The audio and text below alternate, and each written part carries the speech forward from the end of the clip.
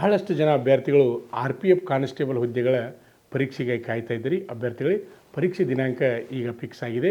ಏನಪ್ಪ ಅಂದ್ರೆ March 2, 2025ರಿಂದ March 20, 2025ರವರೆಗೆ ಪರೀಕ್ಷೆ ಕಂಪ್ಯೂಟರ್ ಬೇಸ್ಡ್ ಪರೀಕ್ಷೆ ನಡೀತಾವೆ. ಅದೇ ರೀತಿಯಾಗಿ 10 ದಿನ ಮುಂಚಿತವಾಗಿ ಇಲ್ಲಿ RRB ವೆಬ್ಸೈಟ್ನಲ್ಲಿ ಲಿಂಕನ್ನು ಬಿಡ್ತಾರೆ.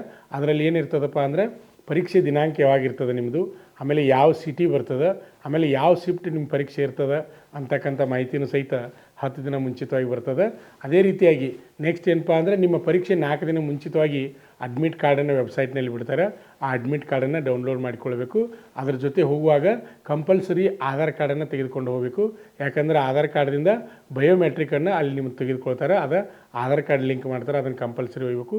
ಅಭ್ಯರ್ಥಿಗಳಿಗೆ ಕನ್ನಡದಲ್ಲಿ ಪರೀಕ್ಷೆ ಅದ, 120 ಕ್ವಶನ, 120 ಮಾರ್ಕ್ಸ್ ಅದ, 50 ಜನರಲ್ ನಾಲೆಜ್ ಕ್ವಶನ್ ಅದ, 35 ಮ್ಯಾಥ್ಸ, 35 ಮೆಂಟಲ್ ಎಬಿಲಿಟಿ, ಒಟ್ಟು 120 ಕ್ವಶನ, 120 ಮಾರ್ಕ್ಸ್ ಇರ್ತದೆ.